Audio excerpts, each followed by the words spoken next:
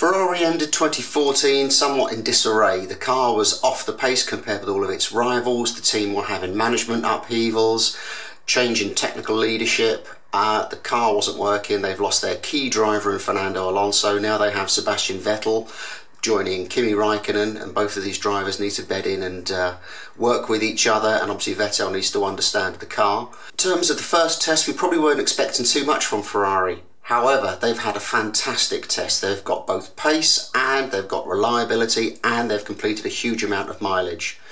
The car was faster, over a second faster than everybody else, and in terms of mileage, over 340 laps meant that they had a large amount of mileage under their belt. Fourth largest number of laps, still significant amount of laps.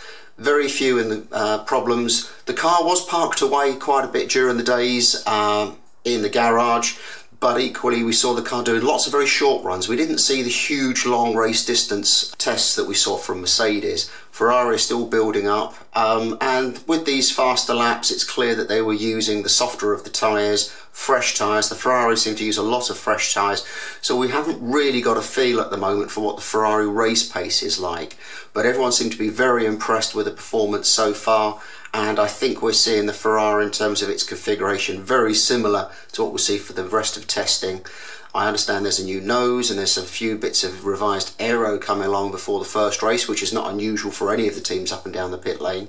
But for a team that was in so much trouble last year to come off to Jerez and have its first test and be so successful with both drivers bodes very well for Ferrari fans around the world.